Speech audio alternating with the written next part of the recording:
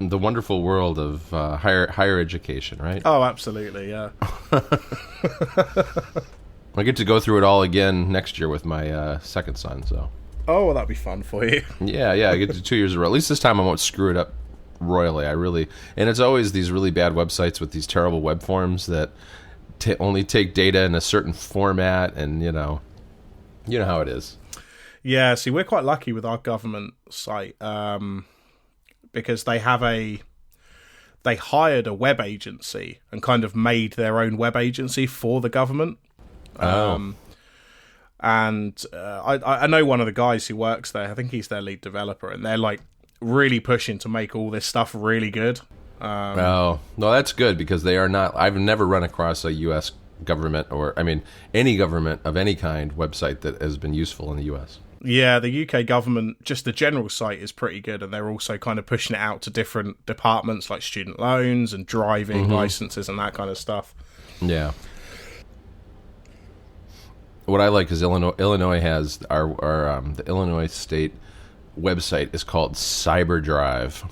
No, it can't Yeah, be. you should go to it. You go to cyberdrive.com. This is where I go to pay for, car license plates and stuff like that. Cyberdriveillinois.com, is that the one? I think so. Did you find it? Yeah, it looks like I found it. I'm just going to try... CyberDrive, Illinois, yeah. That's Yeah. the Secretary of State for Illinois. It's really bad. Oh man, this is a bad website. And then this is where you go to we have toll roads that have little transponders in your car that automatically deduct, so you have to kind of go through here to buy one of those and put the money on it, and it's really. Tell me where you go to find that, Rob. I can't even figure it out right now. Every time I have to go to this site, it makes me want to cry. This is also where you go to set up like a like a corporation or something. Yeah, so you want to... Yeah, no, I can't see anywhere on here where you have to pay your tolls. Somewhere under vehicles probably, or maybe e-services because they've moved past cyber and now they're on e. Ah, yes, e-services, of course. That would make sense. Oh man, this is bad. And if you compare that, if you go to gov.uk, yeah, I mean, this is the topic we got going here. Oh yeah, that's nice and simple, and it's big enough to read. This is like a perfect government website. It's not fancy. It doesn't have anything weird. You can just find everything. Yep. And they're kind of pushing all of this kind of design and layout and stuff. This is all moving into the different departments as well. So you might still find some old sites. Yeah, but this would probably be similar across different parts of the government too, right? Yeah. So like the design language. Yeah. So like the student finance site has now kind of moved over to that design, and I think the driving license maybe has as well. Yeah, that's smart. I don't know why more places don't do that. Anyway, we should probably get into the show. Yeah, let's do it.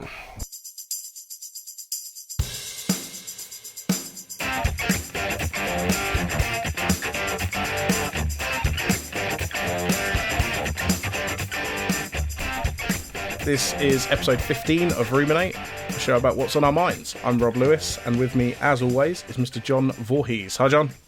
Hey, Rob. How you doing today? I'm very well, John. How are you? Oh, good. We were just chatting about government websites.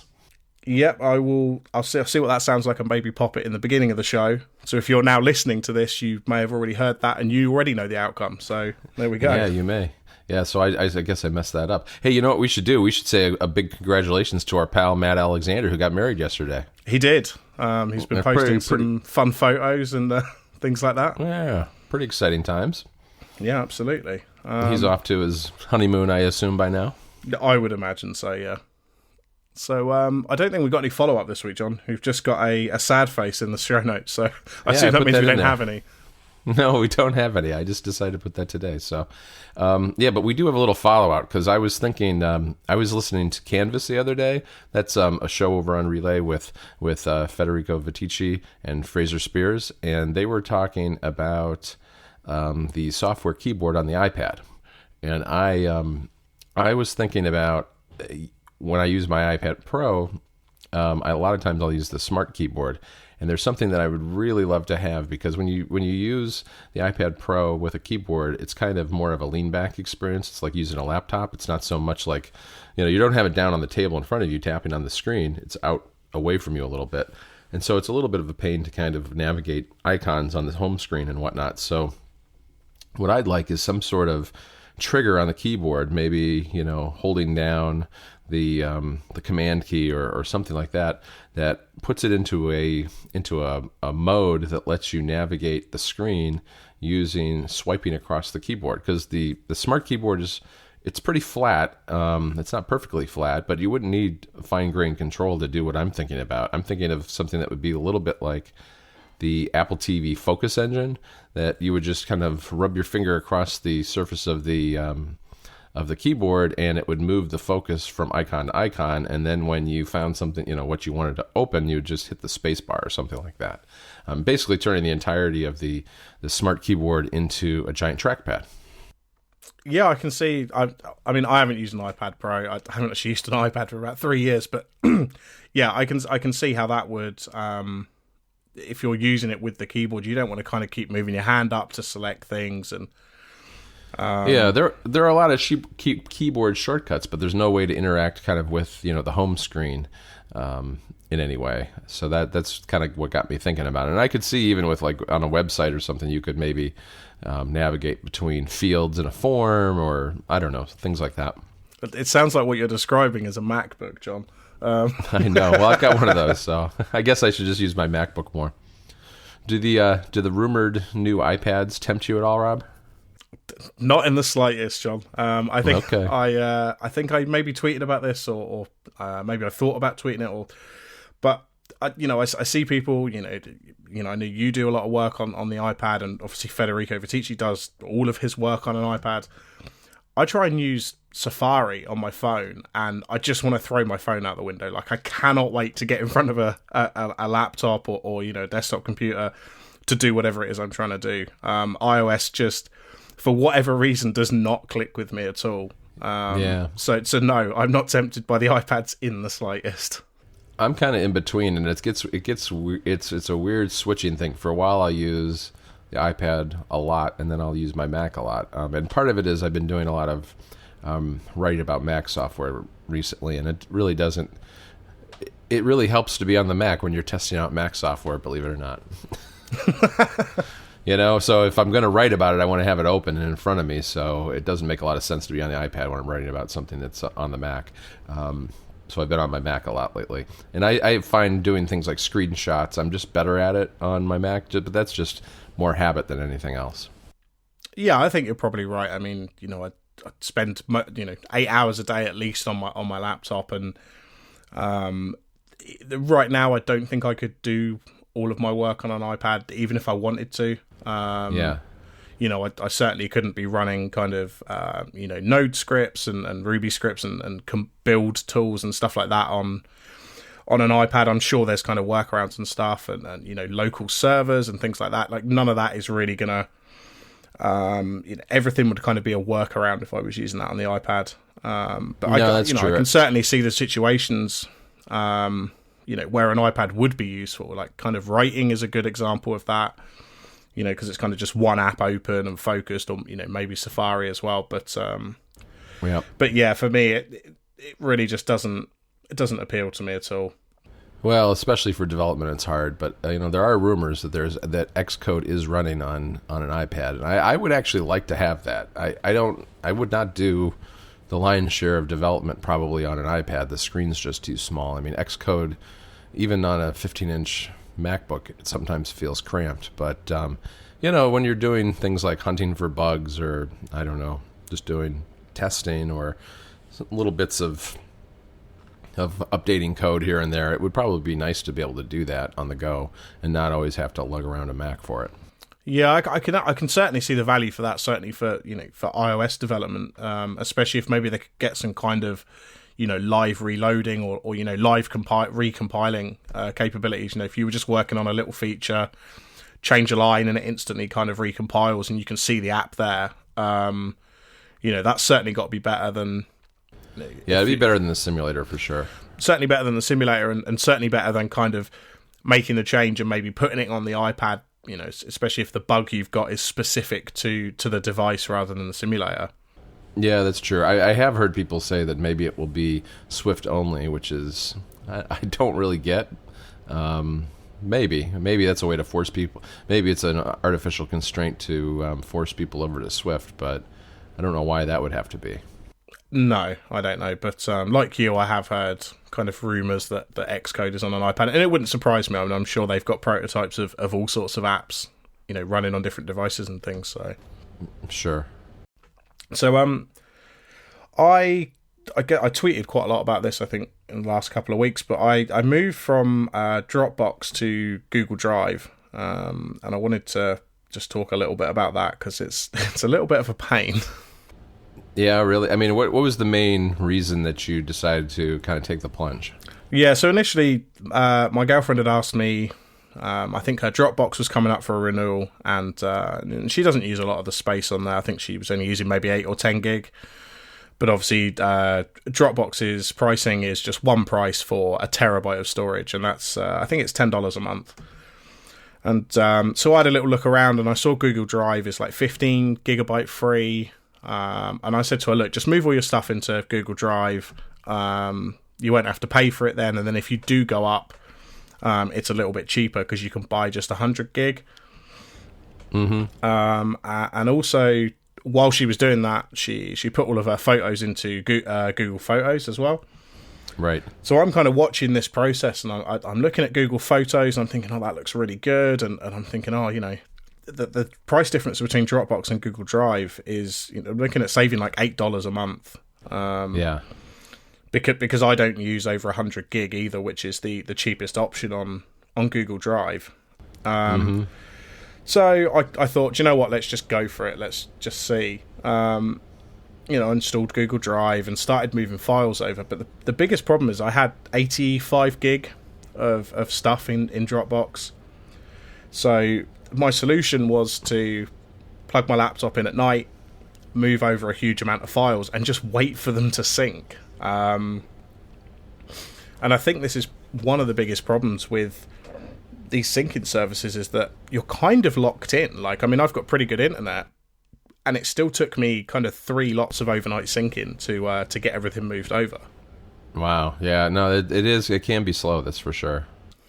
After I'd kind of tweeted about this, Frank Towers on Twitter did tweet me a service called Mover, and this kind of does all of the moving it to a different service on their end, so you're not kind of uploading everything. Yeah. What do you mean? You put it on a drive and send it to them, or what? No, so you link the two services. So you give them your Dropbox. You authenticate with Dropbox, authenticate with Drive, and they get those files moved over.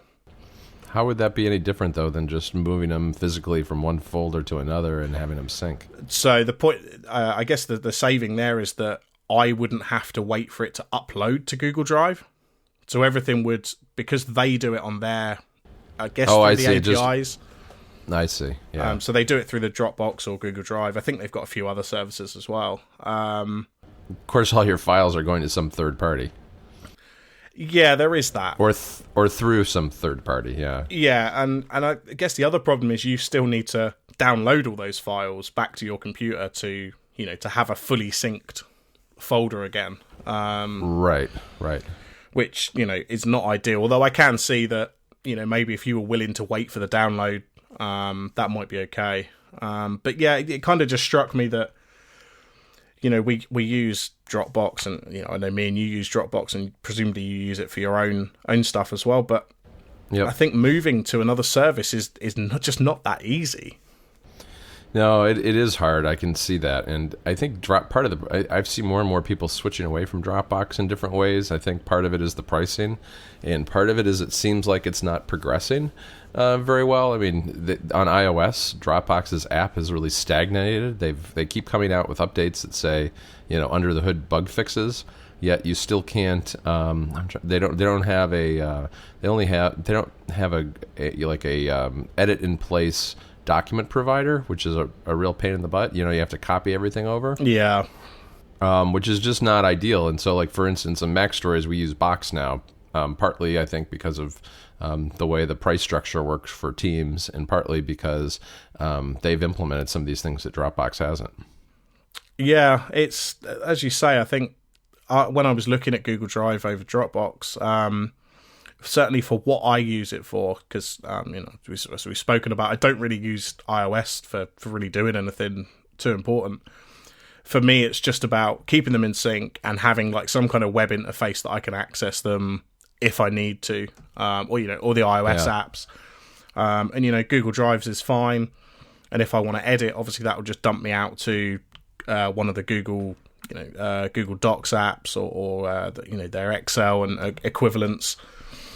So that kind of thing for me was perfect. And as I say, I'm saving kind of $8 a month for essentially what is the same service.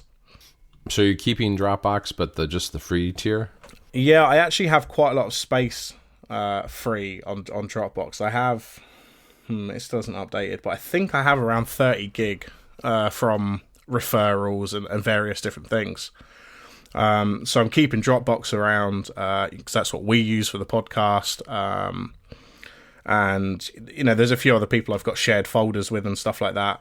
Right. It's not really causing me any problem to keep it around. Just for like the free tier.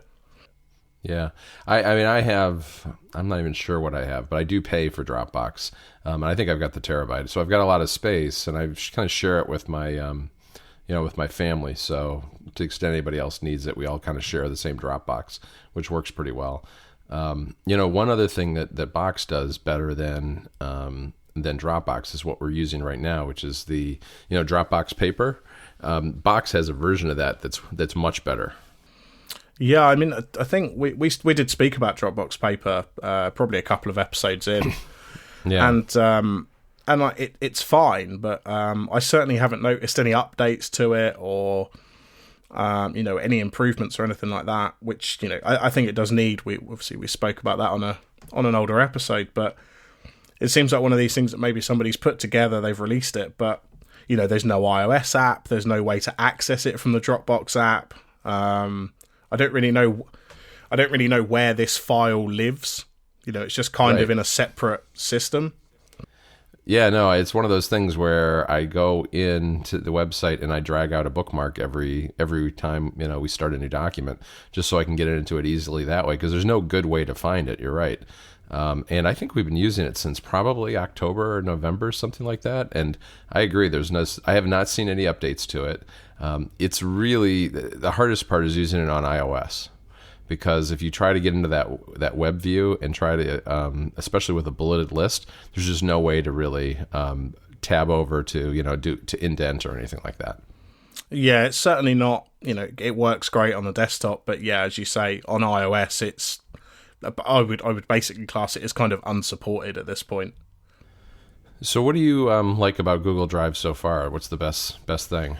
I think Google Photos is probably my favorite part of it, which is it's technically not part of Google Drive. It is a separate product, but Drive is just the back-end storage for it. Yeah, basically. But Google Photos does a really great job. I think I posted a few of them on Twitter. I'll see if I can find them for the show notes. So I'd kind of put all my photos into Google Photos, and what it does, it kind of crunches all the photos and runs some fancy algorithms that they've got, and it will create kind of panorama images for you, little videos or slideshows and things like that of your photos.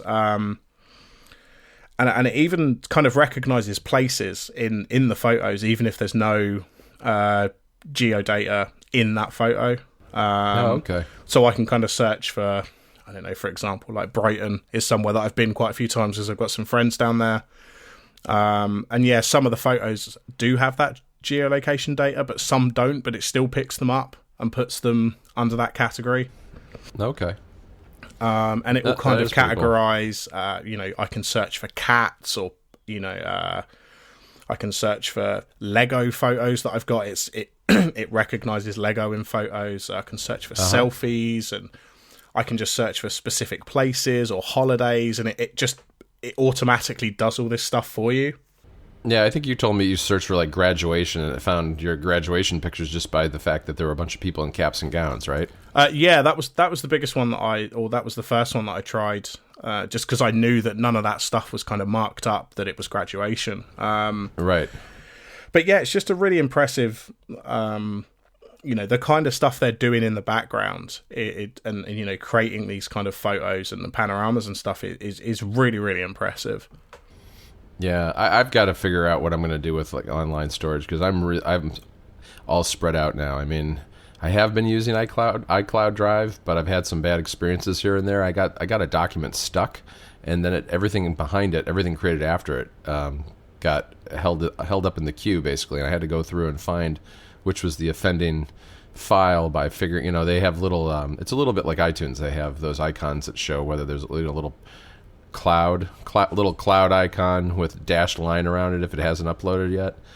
So I had to find the one that was stuck, move it out of there into just the regular file system, and then everything resynced up. So that still it's okay, but it's not great. But then I've got most everything in Dropbox, but I also have Google Drive for some things. I got Box for other things. So I'm kind of spread out over 4 different systems right now. Yeah, somebody asked me after I'd posted about this that why aren't you using iCloud Drive? And I mean, what you've just said is a perfect example. Of all the years of using Dropbox, I've never had a file get stuck. Right. And not just that, but like I use iTunes Match, and even that can't keep the same library on like 3 different devices. Or on 2 different devices even. I just, at the moment, I just don't trust Apple with my files.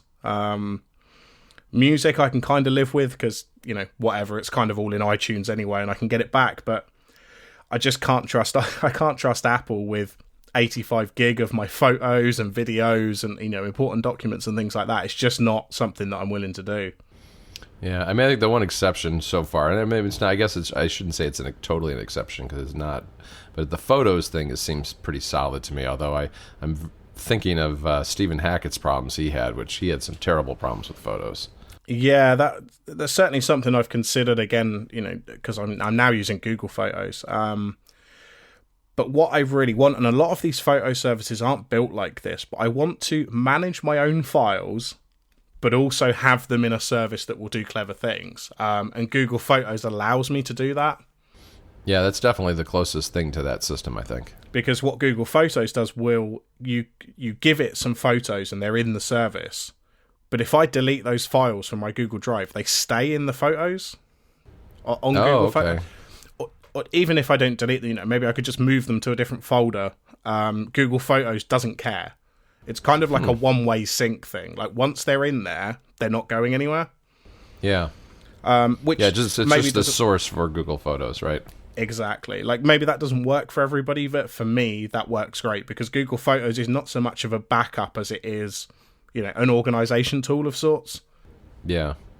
But then wouldn't you have to delete it in both places if you really wanted to get rid of a photo?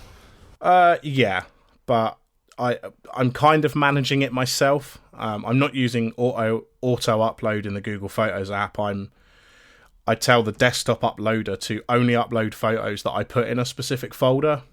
Okay. So this is my photos folder. And so photos don't end up in there until I'm happy with them being sorted. Right. So as I say, that doesn't necessarily work for everybody, but that kind of thing works for me. So I'm pretty happy with it.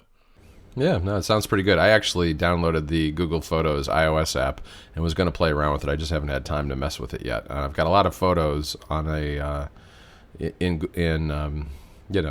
the Photos app on my Mac, but I haven't really taken the plunge and tried to. Part of it is what you were saying when you were moving over to Google Drive is just that if I want to move or copy those things over to Google Drive or Google Photos, it's just going to take a lot of time.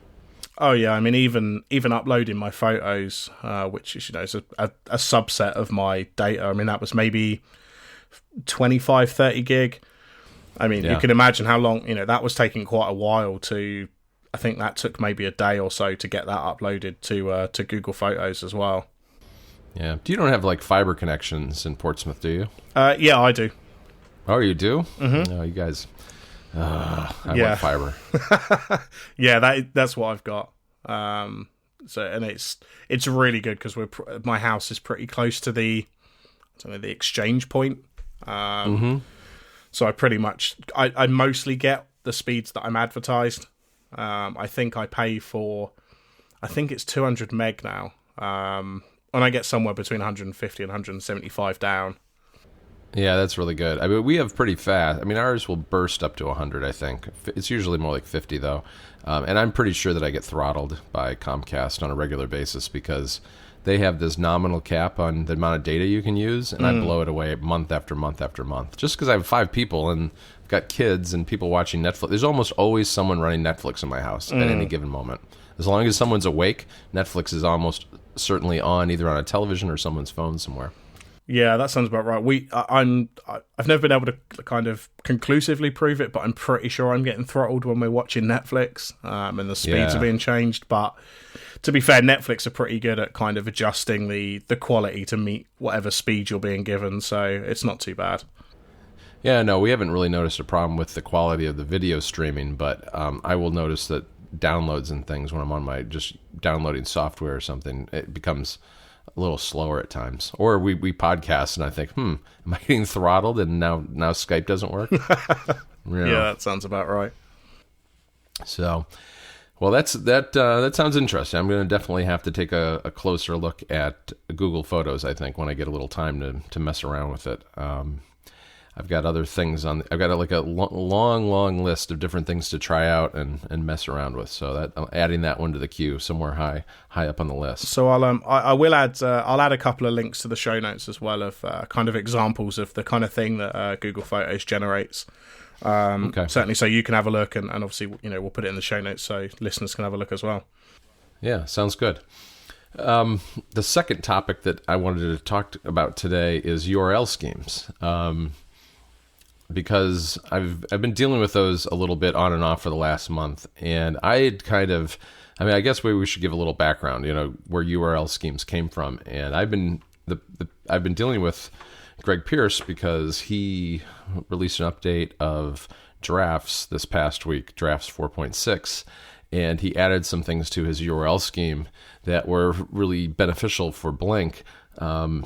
And I hadn't touched the URL scheme code in Blink for quite some time, and had at various points thought about just abandoning it or pulling it out because extensions had covered most of the functionality of them. But I think I was kind of wrong about that, so I'm kind of glad I hadn't done that.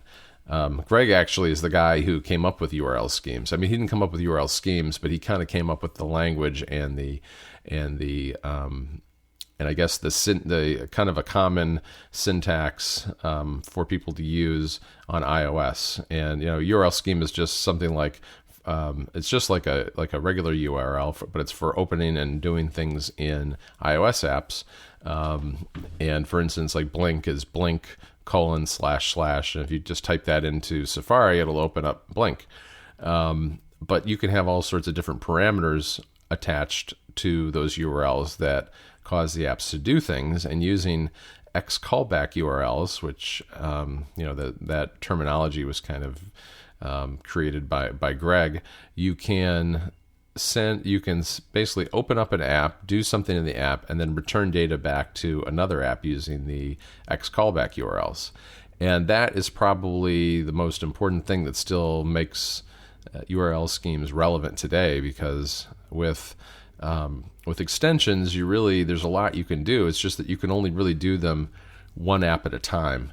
But with the X callback stuff, you can string together multiple apps, or you can move data you can go do something in another app, but then return to the original app with some data. And the thing that really got me interested in it again, and I had to make some modifications to Blink because I was inadvertently stripping some of the parameters that Drafts was sending to the app. Greg added something called the replace range parameter, which now you can highlight text in Drafts. then call out to another app using URL schemes, do something with that selected text, and then return a result back to drafts and replace the original selected text with whatever those results are. So, for instance, with Blink, if I'm writing a sentence that says drafts has just got updated this week, I can highlight drafts, execute this drafts action, which is a URL scheme action.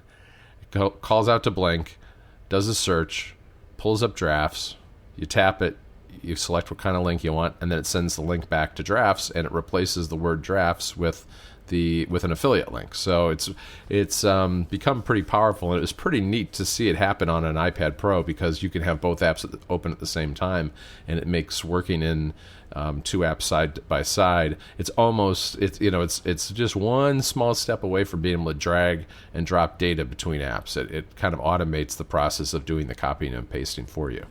Yeah, I mean, this sounds really useful. I mean, I can imagine, if you're writing an article or something like that and you just need to swap these out really quickly, then that is kind of perfect. And I think, as you say, I certainly did used to have some kind of utilities and drafts and things where we're using like URL schemes to open different stuff. Yep.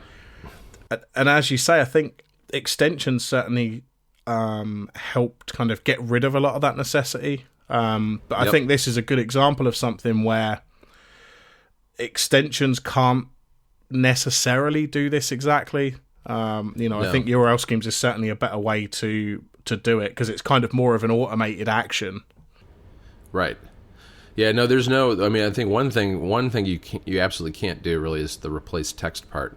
You could, one other way to do what I just described would be, if you're in drafts, you could highlight the word drafts, select it, and then the little pop-up that comes up with cut, copy, paste. There's usually if the developer has implemented it, a share button up there too, and you can hit share, and that also will get you access to the Blink extension, which will run a search, and you can get the link that way, but you still then need to manually paste it back into drafts, because there's no way to replace text using an extension. Yeah, definitely, that makes sense. And I feel like this is the theme of the episode, that Rob doesn't use iOS. But I'm sure if I did any kind of writing or anything like that on iOS, then this is certainly something that I'd be using. Yeah, there are a bunch of different people have already come up with a bunch, and I should put a link in the show notes to an article on One Tap Less, which is a little bit of a roundup of all these actions. There's other good examples are, I know Greg created an action that opens up his app Terminology, which is a dictionary and thesaurus app, and so you can look up a word, copy the word, and it will replace the word that you had selected with that word. And another one is an app called Text Tool, which is it has all sorts of ways, utilities to manipulate text. For instance, you can do title case. So you could take a sentence and highlight it and shoot it through title case or through Text Tool, change it to title case, and then replace the original text with the title case text. So there's a lot of things like that you can do. You can URL encode that way, a lot of different things. Yeah, it sounds good. I guess it's kind of like the equivalent of kind of the Apple script kind of services that you can write on the Mac. I've got a few of those for doing different things. And I guess right now this is kind of the closest that you can get on iOS. But yeah, I mean, it sounds like there's a lot of different use cases for this. Yeah, it's a good one, and it's one that I'm glad that I haven't abandoned the URL schemes entirely. I mean, the thing about the URL schemes is that originally when I made the app, that was going to be the center of some of the functionality, because they didn't have extensions yet, and I knew no one was going to want to just spend all their time in Blink. It's just really a utility. It's an adjunct to a text editor or whatever. And so I had the URL scheme stuff in there, but once the extensions came out, most of the stuff that you could do with the URL scheme, it was easier to do with the extension. So I just kind of left it alone for a long time, and it's probably the most complex code in the app, because there's a lot of edge cases of people trying to do all sorts of different things with URL schemes, some of which don't work particularly well. So it's hard to maintain, but I think I'm glad I kept it. Sure, and I think you hit a good point there about kind of trying to hit edge cases and maybe feature requests and stuff like that, which kind of leads us on to our next topic. And I guess it was maybe a couple of weeks ago, I get an email from TestFlight and it says, "Oh, you've been added to this beta," and I download this app, and it's a new app from you. So do you want to talk about what this is? Yeah, it's one of the things that people ask for a lot in Blink is Amazon affiliate support, and I've resisted that for a long time, mainly because it would overly complicate the app. Part of the problem is there's one huge problem, which is Amazon's terms and conditions for their APIs, their search APIs. There's no good way to use the search. You really can't use the search APIs on mobile unless you're making an Android app, is really part of what it comes down to. They are very, very tight with the ways you can use their search API. So there was no way for me to do that. I could have built it in just for link conversion, but the categories that there are a lot of things like the way that Blink is set. Blink is set up around iTunes, and Amazon does not fit neatly into that, and I think it would have just complicated and junked up the app, to be honest. So figured that's never going to happen, but it could be its own standalone app, and so I don't have time to make it. So Owen is making it. My son Owen is building an app that's a lot like Blink, without the search functionality, that creates Amazon affiliate links. Yeah, definitely. I mean, when because I saw that the beta was from you, so I was like, I'll download it. That's fine. And obviously my initial thought was, oh, this looks a lot like Blink, because I think in the original version you sent me, it kind of just had a different color version of the Blink icon originally. Yep. But yeah, I think I agree with you that Blink specifically really doesn't. It doesn't feel like there's a way to kind of switch between services. It's just not built for that. You couldn't really have the iTunes support and the Amazon support in there. Even if that is what you wanted to do, I think you'd really be struggling to get that in there. Yeah, it would. I mean, I think from a design standpoint, it would be really tough. I understand what people want, but I would have to entirely redesign the app. So that's why we're doing a separate app. And it is going to have search in it, but it's not as integrated because of restrictions in the API. There's going to be a Safari view controller that pops up with search results that you can tap on, and then it'll grab the link and then convert it. So it's going to have some things like that. That's probably that feature you haven't seen yet, because Owen was just building that yesterday. But it's coming along. We sent out another beta a couple of days ago, and it's the look and feel of it's a lot better now. I got some really good input from you and from some other people. So there's been a lot of changes, and Frank Towers is working on an icon, so it's not going to be just a different colored B. It's got a real honest to goodness icon now, and I don't know, it'll probably come out in another month or two. Yeah, I mean, I certainly, although I don't have an Amazon affiliate account, if I test it every now and again if I'm on Amazon, and I'll kind of just click the affiliate extension just to see if it, if I can catch any bugs and see if it definitely works and things like that. And as you say, it's kind of because it's built around Blink. He's got a good kind of base there to start kind of building this app, and it's been pretty solid in my testing. Yeah. So yeah, it's in some ways it's simpler, because I think the way the URLs work are a little easier, but in other ways it's harder because of the way their affiliate program is set up regionally throughout the world. It's so there's a little more setup in terms of which regions of the country do you have a Amazon affiliate account for.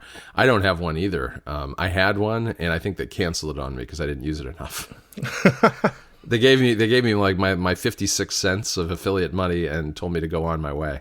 So I've been testing it with Stephen Hackett's for 512 Pixels. I just use his, so he makes a little money every now and then from me. Perfect. So was there anything else you wanted to add about this? No, not really. It's just kind of by way of explaining how there always are with with new features, it's one of those things you have to be careful about. I think as a developer, deciding what do people do. Does somebody really want this in blank, or do they want just this problem solved? And I think this was one of those cases where it is a problem, people want it solved, but I think that it's better off as its own thing than as part of an existing app. Yeah, I completely agree. So you've you bought something, John. You've got a shopping problem. I do. I hang out with all these other guys that have shopping problems, and I see them online, and I sometimes think, I should get that too. I did not get an Amazon Echo. I've held off. That does not seem like a useful thing to me. Oh, does that mean we're not real podcasters, or do we? I think so. We're not part of the Amazon Echo Club yet. I don't know. I think my family would look at me strangely if I started talking to a speaker in my kitchen. Definitely. But I did go out and buy a 3DS on, I think, Thursday, maybe Wednesday or Thursday, I think, because they are bringing a whole bunch of classic SNES games to the 3DS. And I don't know, I've had a hard week, and I figured, I'll go play some Super Mario. So I got Super Mario and F-Zero, which were probably the first two games I ever bought on the SNES back in the day. Yeah, it's I've seen a lot of hype about this, and news stories and people tweeting about it, and I can completely see why, because let's be honest, this is just what people want. Like, it amazes me that it's taken them this long. I mean, they've claimed it's the hardware and things like that. But like, this is what people have been clamoring for years, to be able to play these old games on their DS. It is kind of amazing to think that it could be the hardware. I'm a little skeptical, only because these games are from 1991. These are not complex games. Oh yeah, no, I find it hard to believe. I mean, I've had, right now I have Provenance set up on the Apple TV, and everything works fine on that. But obviously the Apple TV is pretty powerful, but I used to have all this set up on a Raspberry Pi, like the first Raspberry Pi, and everything worked fine, even right up to like Mega Drive games. Sorry, Genesis. Oh wow. Yeah. And they all worked fine. The only problems was with the Mega Drive / Genesis games with the music, but the fact that would run on the old Raspberry Pi says to me that these probably would have run on the 3DS years ago.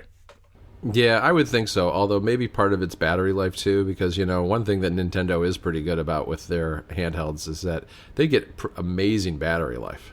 Oh yeah, absolutely.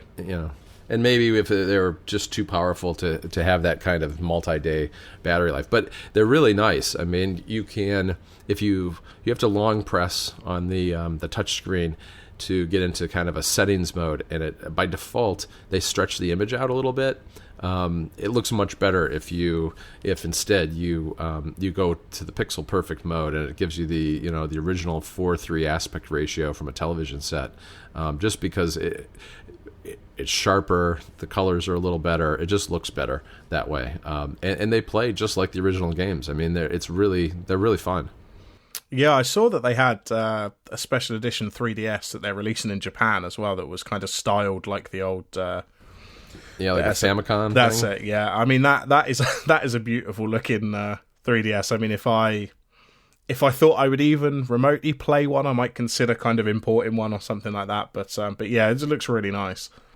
Yeah, no, that did look cool. I saw that. So I've been fiddling around with those games so far. I haven't had a lot of time to mess around with it yet, but I do like what I see with the SNES games, and they're coming out. They got this. I don't know what possesses them, the way they release games, where and when. I mean, they've got several games coming out over a period of months, and the schedule is different in the U.S. versus Europe versus Japan. I mean, they're all the same games, I think, for the most part, but it's a totally different schedule depending where you live. Yeah, it's really crazy that we still see, especially with a lot more people moving to like digital downloads. There's no reason for it to be being released on a completely different day. Yeah, so we've got the Super Mario and F-Zero. Those are the two that I downloaded, but they've also Pilot Wing is also out in the U.S. right now, and I haven't looked at the other schedules since it really doesn't. I mean, it's really irrelevant to me what you can get in the UK, other than to just be jealous and annoyed if something cool is coming out there before here, and vice versa. So yeah, definitely. So I haven't been I've been playing through the Lego Avengers game that came out maybe a few weeks ago. And this the game runs from, so it starts at I think it's the first Avengers film, and kind of covers Iron Man 3, Thor 2, Captain America 2, Age of Ultron, and then I think there's some DLC as well that covers Agents of S.H.I.E.L.D., Agent Carter, and Ant-Man as well. Oh, that sounds interesting. So, it's kind of the same formula as all the other Lego games, which, it's not a bad thing. I really enjoy them. They've got there's some interesting new ways that you can kind of play the game. So you kind of team up with another character to do certain things. So like Thor and Captain America, Thor can kind of hit Captain America's shield, kind of like the scene I think that's in Avengers. Yeah, right. In the forest there. So it's pretty good. Like they clearly know the source material really well. And it's also got a big open world, kind of New York, kind of Manhattan Island, which is the same one from the Lego Marvel game. Mm-hmm. So yeah, that's been really good. I'm still trying to find the time to get to play the new Tomb Raider. And I've got a few other games sitting there on my list, but yeah. Have you gotten into the Lego Universe stuff? No, I kind of just stick to the console games because I feel like I might get too caught up in the other stuff otherwise. Yeah. The other, I guess there's a couple of games I've got in the hopper. One of them I started, which is Firewatch, which I really ought to just play that through this afternoon or something because it only is like 3 or 4 hour game, I think. But it's really nice. It looks great, and that's the one that Panic helped bring to market. And the other is Unravel, which is this little yarn guy that you have to, it's a puzzle game, side scroller game where you're this little yarn guy who unravels as you go along. You have to find more yarn to wrap yourself up in and use your yarn as a lasso and as a swing and all sorts of different things. And I watched Owen play it a little bit yesterday, and it looks like a really cool game. It's like only $20 too. Yeah, I saw the trailer for Unravel, and that really does looks like something fun to play. So I've kind of added that to my list, but I'm trying to stop myself from buying any more games until I finish the ones I've got. Unravel's only $20. Stop it, John. You're not helping. You're an enabler. No, you know what's amazing about it is it's an EA game. It just doesn't strike me as an EA game at all. Oh, really? I did not know that. Yeah, it's really kind of an indie game more than anything else. Maybe they just financed it or whatever, but it's not the kind of usual kind of thing you would see from EA. No, definitely not.